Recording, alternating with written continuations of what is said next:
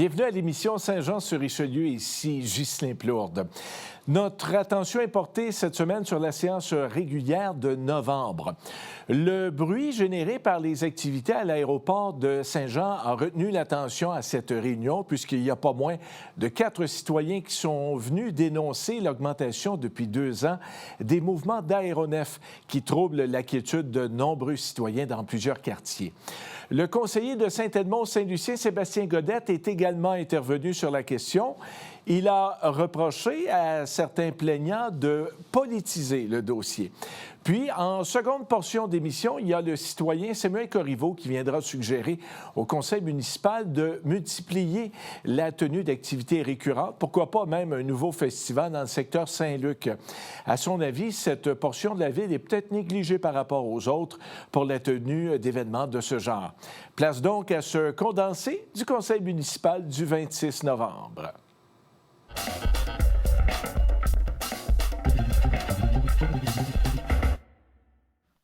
Bonsoir tout le monde. Bonsoir, M. Fauché. Bonsoir. Je viens de vous donner quelques éléments du rapport de santé publique sur le climat sonore de l'aéroport déposé en 2022. Suite à la lecture de ce rapport que je vous ferai parvenir au complet, je ne comprends pas et nous nous demandons ce que vous allez faire pour améliorer la situation qui est grandement détériorée depuis ces recommandations. Je vais faire un petit aparté avant de parler du rapport. Je vais faire une petite référence en rapport avec la parole au lecteur du Canada français. Lorsque je vous ai donné à la dernière assemblée un graphique, j'ai parlé de 85 à 90 décibels. Mais, je m'excuse du mot, je m'en fous. Moi, quand on me dit que SOFDB dit qu'en moyenne, une journée, c'est 58,53. Nous étant un très grand quartier, nous supportons 85 à 90 décibels, 100 fois par jour. Et présentement, le mot est très important. Ça, c'est depuis l'arrivée des écoles. Ces recommandations ont été faites donc avant l'arrivée des écoles. Le ciel de Saint-Jean s'est chargé de bruit beaucoup depuis leur arrivée. Alors, si on revient au rapport de santé publique, les professionnels de la santé, et ce malgré ce qui est dit et écrit, ce sont eux les spécialistes de la santé. Ce sont eux qui, exemple, mettent des pressions sur Glenmore ou le REM. Alors, dans les feuilles que vous avez, page 16, en rouge.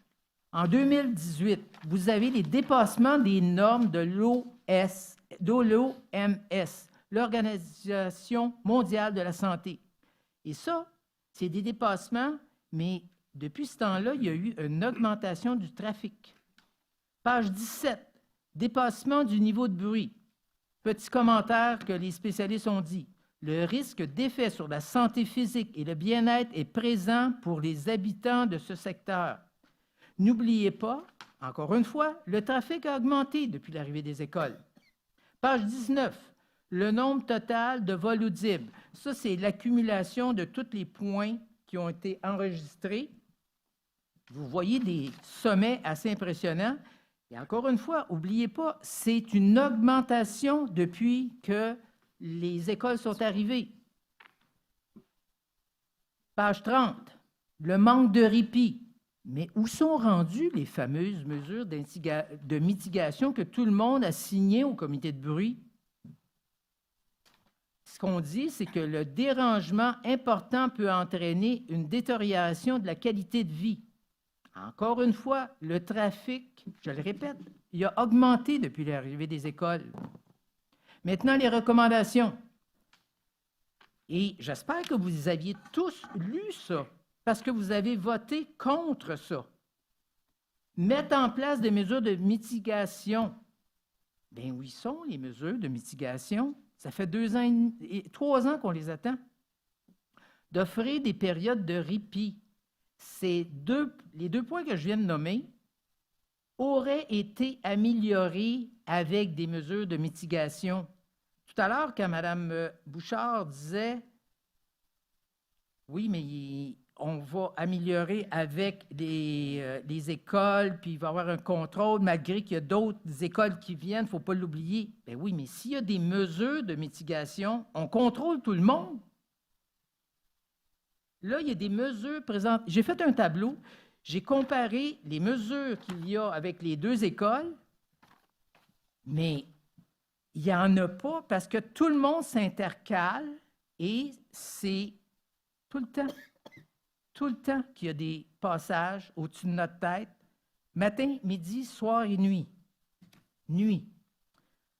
Or donc, ces 2 points donc, auraient pu être améliorés lorsque tout le monde avait signé et envoyé le rapport pour les mesures de mitigation à Transport Canada. Mais comme je vous ai dit, présentement, on ne sait pas ce que c'est. On se demande même qui est assez pesant pour bloquer ce processus. 3e point, réévaluer le niveau sonore. On demande dans le rapport de réévaluer périodiquement le niveau sonore.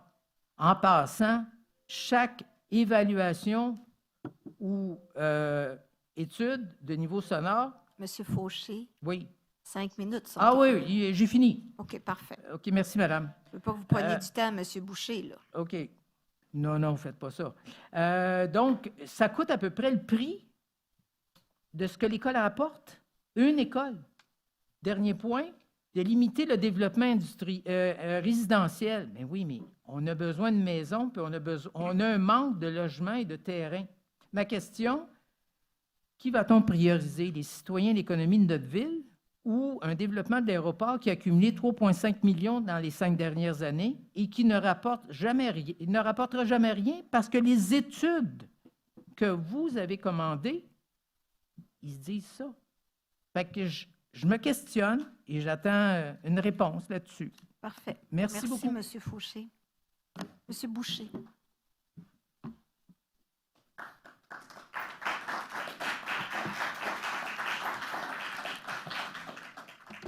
Bonsoir. Bonsoir, Mme Bouchard. Bonsoir, messieurs et madame les conseillers. Écoutez, mardi dernier, on a eu une rencontre avec près d'une centaine de personnes venant de différents quartiers, non plus seulement Saint-Edmond, mais aussi Saint-Lucien, secteur de Iberville, Saint-Athanas-Sud, les secteurs aussi ruraux là, de Saint-Blaise, du secteur de Saint-Jean. Près d'une centaine de personnes nous ont vraiment communiqué puis ont vraiment témoigné de la nuisance majeure. Je pourrais vous donner des exemples, puis je peux vous assurer que c'est une dame qui souffre de surdité, que ses appareils de signalisation là, qui éclairent dans sa maison sont déclenchés par les passages des avions. Donc, elle me dit, qu'est-ce que je peux faire? Je ne peux pas faire grand-chose, là. Donc, c'est des situations qui se sont vraiment augmentées. Donc, la situation, je peux vous dire, prenez le temps de l'évaluer comme il faut parce que vraiment, ça s'est vraiment détérioré puis on en a été bien informés, bien témoins. Je rebondis un petit peu sur je mets de côté un peu ma première question sur votre question du comité de bruit qui a été installé et de cette délégation de l'exploitation vers NextDev. Alors, le comité de bruit, oui, a été nouvellement composé par NextDev, mais sa composition, justement, alors que par le passé, il y avait 3 élus du conseil de la ville de Saint-Jean qui étaient présents au comité de bruit, bien là, ces 3 élus-là ont été remplacés, croyez-le ou non, par les représentants des 3 écoles de pilotage. Donc, Transport Canada est là, NAV Canada est là, développement économique, NextDev, bon, parfait, vigilance, on a 1 siège sur 10.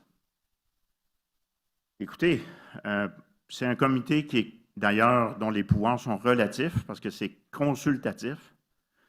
Mais moi, ma première question, c'est de dire, est-ce que vous entendez revoir la composition de ce comité de bruit-là dans le but de le rendre vraiment effectif, parce que présentement, je veux dire, c'est consultatif, puis en tout cas, je ne sens pas qu'on a grand-chose à dire. Et si on compare ça avec les autres comités de bruit, que ce soit des plus grands aéroports, comme Aéroport de Montréal, Aéroport de Québec, il y a des administrateurs indépendants, les élus sont présents. À Montréal, Pointe-Claire, Dorval, les gens sont là pour protéger leur population. Ici, on délègue ça et on remplace ça par des écoles de pilotage. Alors, j'ai beaucoup de misère à voir comment on va arriver avec des suggestions qui vont être avancées. Donc, allez-vous revoir cette composition-là? Normand a couvert quand même un certain nombre de choses. Et lorsque vous dites, Mme Bouchard, que le seul moyen de contrôler le bruit, c'est par une espèce d'autorégulation des écoles de pilotage, parce que certaines écoles de pilotage sont là et normalement devraient faire en sorte qu'ils respectent leurs choses, eh bien, Madame et messieurs et Madame les conseillers, ça ne marche pas. Donc, depuis... OK, ce que vous me dites, c'est que le protocole qui est signé avec les écoles de pilotage pour qu'il y ait à certaines heures, c'est pas respecté. C'est ça que vous me dites? Je ne vous dis pas qu'ils ne sont pas respectés. C'est difficile pour nous de constater s'ils le sont toujours respectés, partiellement respectés. On a des cumuls qui sont faits. Mais je vous dis simplement qu'au total, que ce soit ces écoles-là qui sont à travers les protocoles d'entente, OK. si ce n'est pas eux qui sont là, dans les heures qui seraient interdites, qui devraient être des heures de répit, c'est les écoles de pilotage d'ailleurs qui viennent, madame. Donc, ce que ça fait, c'est que le climat sonore, il est présent tout le temps. Alors, qu'est-ce que vous allez faire pour... Et la seule manière de le faire, on vous le dit, ça a pris 5 ans avant qu'on y arrive dans les années de 1900, des premiers comités aviseurs, les premiers comités de bruit en 2018. On est arrivé en 2021 avec des mesures, parce que ça, c'est dans le CFS, dans le Canadian Flight Supplement des pilotes, et ça, ils doivent le respecter. La seule manière de contrôler le bruit, c'est par ces mesures-là. Il y en a à Saint-Hubert. Est-ce que ça empêche Saint-Hubert de se développer? Il y en a à Québec. Est-ce que ça empêche Québec de se développer? Il y en a à Montréal. Est-ce que ça empêche? Pas du tout. Mais monsieur... Donc, je pense que c'est un choix que vous devez faire, et je réitère la nécessité de ce comité de représentation. Et je termine Oui, en vous faisant une proposition. Je fais une proposition constructive auquel je convie les élus. Il y a beaucoup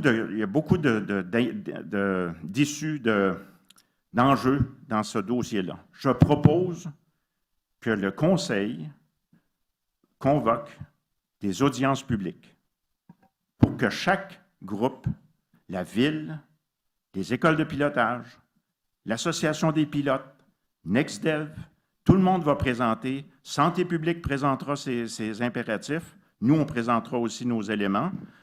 Ça s'est fait ailleurs. Ça n'a pas coûté cher.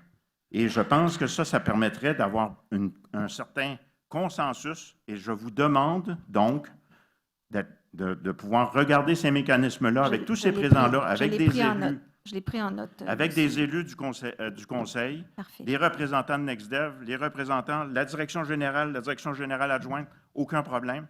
Mais j'aimerais que ça se fasse et que ces audiences-là soient tenues dès le printemps pour essayer de trouver des solutions dans ce dossier. J'ai pris ça en note. Merci, M. Boucher.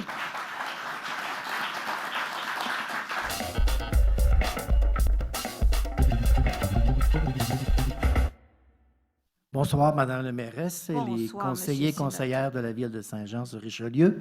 Écoutez, je viens au sujet de l'aéroport. Alors, les deux qui ont passé avant moi, 2 prédécesseurs, dont M. Boucher, à qui j'ai parlé cette semaine, mais que je ne connaissais pas, et l'autre intervenant, je dois dire d'entrée de jeu que je partage pas mal leur point de vue et leur opinion. J'habite sur la rue Berlin, dans le quartier Saint-Edmond, une rue que vous connaissez bien. Effectivement, le bruit, la fréquence des avions, de plus en plus à basse altitude, ça devient un problème assez important dans notre quartier et aussi dans d'autres quartiers de la ville de Saint-Jean. J'ai appris tout à l'heure que, bon, vous avez comme répondu à ma question, la ville de Saint-Jean-sur-Richelieu est propriétaire de l'aéroport.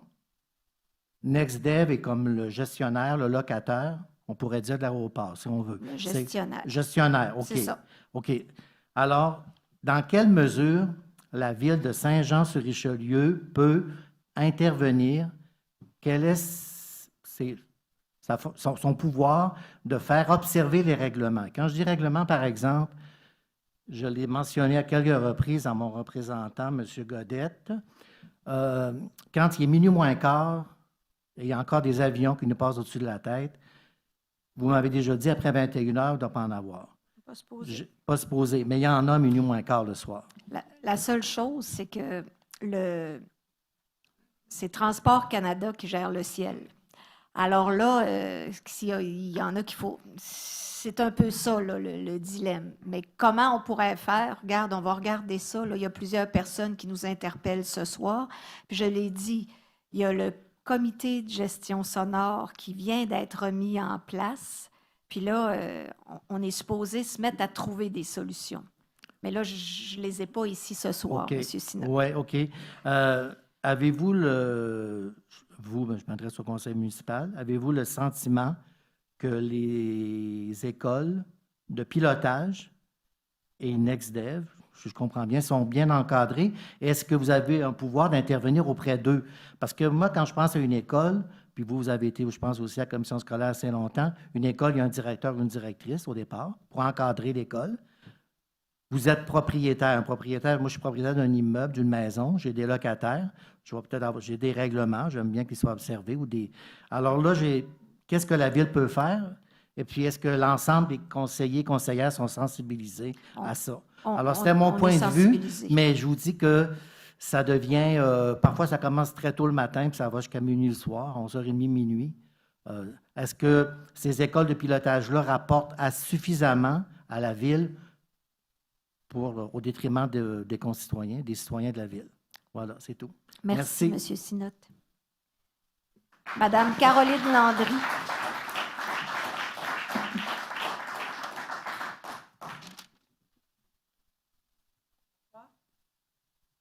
Bonsoir. Bonsoir. Excusez-moi, je ne suis pas familière. Moi, je travaille de soir d'habituellement, fait que c'est pour ça que je ne travaille pas ce soir, fait que j'en ai profité pour venir vous voir. Puis parler de l'aéroport, parce que je reste dans le quartier Saint-Lucien, sur la rue Lafontaine. Je suis direct dans le couloir, un des couloirs, parce qu'il y en a plusieurs. Puis, ça m'importe beaucoup, parce que ça fait 27 ans que je reste là. Puis, il y a vraiment une alimentation énorme. Puis, en plus, j'ai beaucoup d'inquiétudes au niveau de la sécurité par rapport aux avions qui passent au-dessus, parce que moi, je reste proche Coingouin-Lafontaine.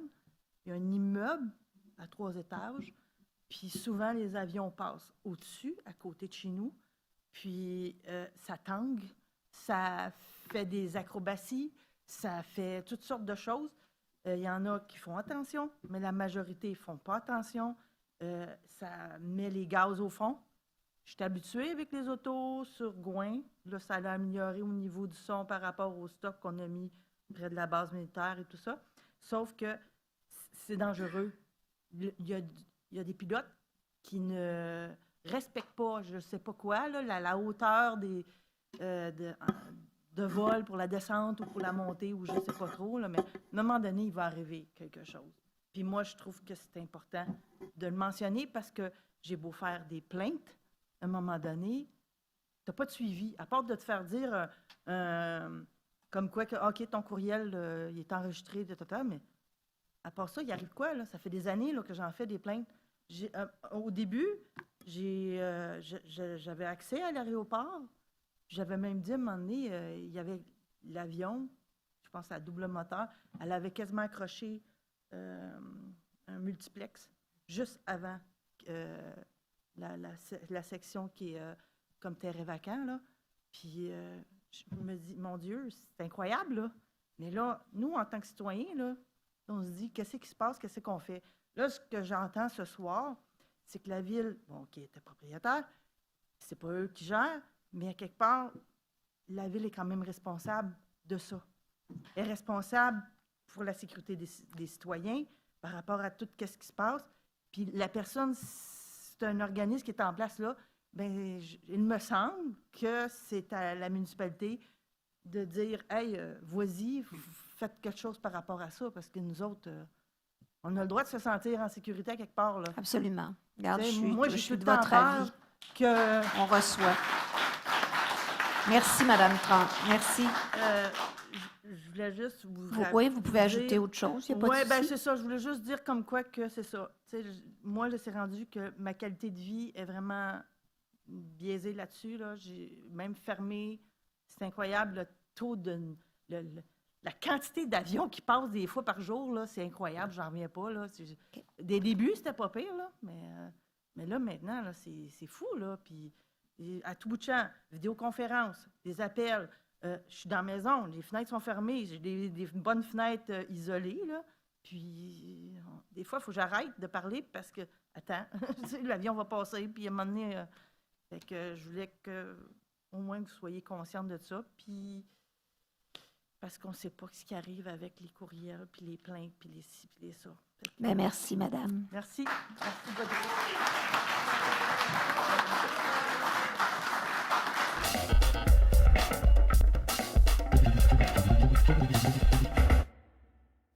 Monsieur Godette, Merci, District Madame la 5. mairesse. Pardon? district. District 5, oui, 5. tout à fait. L'aéroport, le district 5. de l'aéroport. Faut pas l'oublier.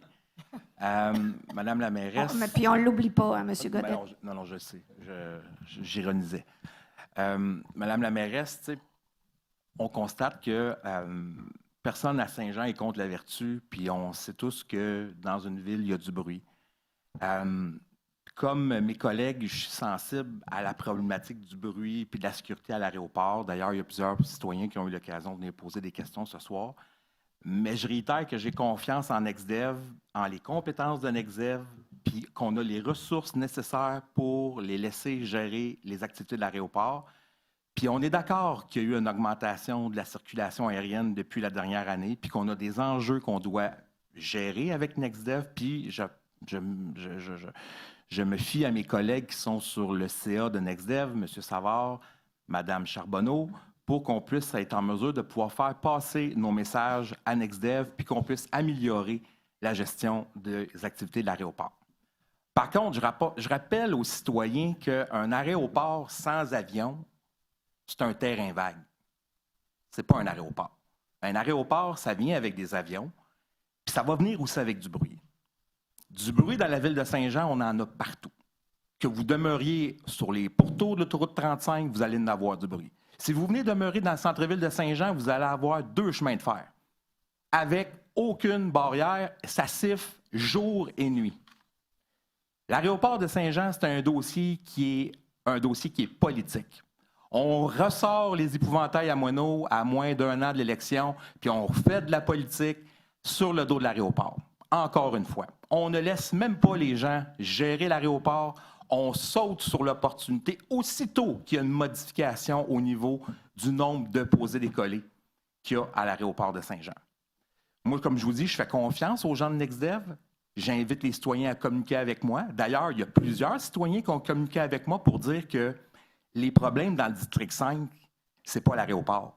C'est la circulation autour du cégep de Saint-Jean. C'est le stationnement. C'est l'itinérance. C'est la sécurité dans nos rues. Ça, c'est des enjeux pour lesquels les citoyens m'appellent à chaque semaine. Les citoyens ne m'appellent pas pour le bruit à l'aéroport. Et regardez, depuis les dernières années, il y a 3 personnes qui font des plaintes pour le bruit à l'aéroport. C'est les 3 mêmes personnes, constamment.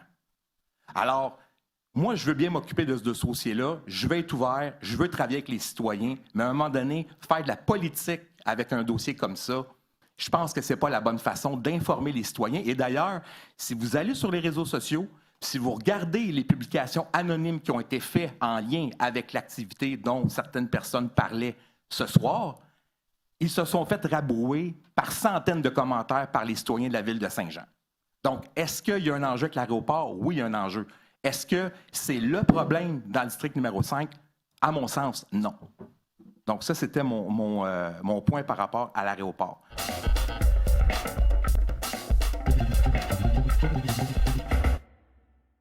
On va y arriver. Il en reste 2, puis il reste 10 minutes.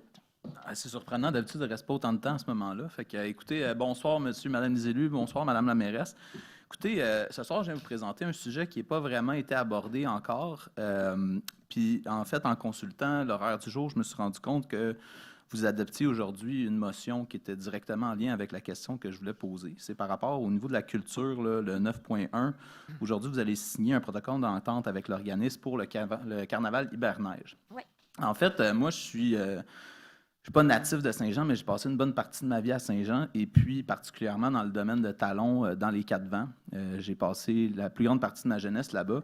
Et puis, pour le monde qui s'en souvienne, qui viennent de là, dans le temps, il y avait un festival qui s'appelait le Festival des Mitaines, qui était un grand festival que les gens faisaient du patin sur la bande de du canal, qui était très, très apprécié par les gens de la place. Et puis, malheureusement, avec le réchauffement climatique et le fait que la glace ne prend plus, n'est plus accessible année après année.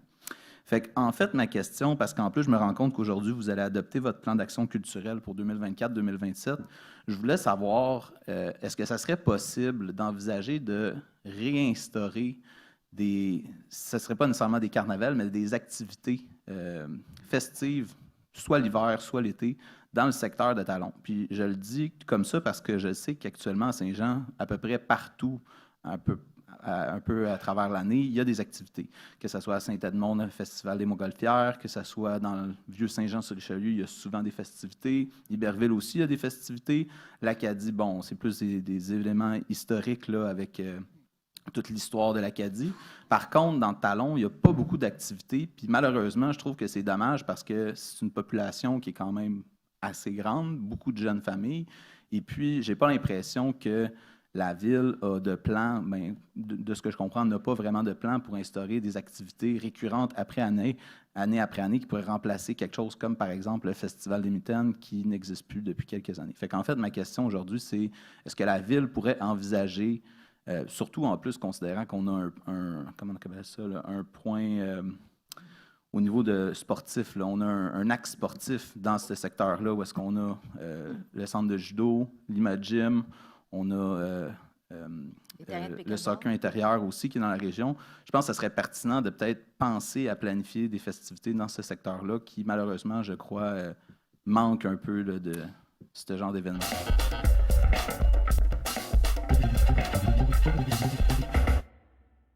Voilà, c'est tout pour cette semaine. Merci beaucoup d'avoir été des nôtres. Ici Ghislain Plourde, je vous retrouve la semaine prochaine. Au revoir.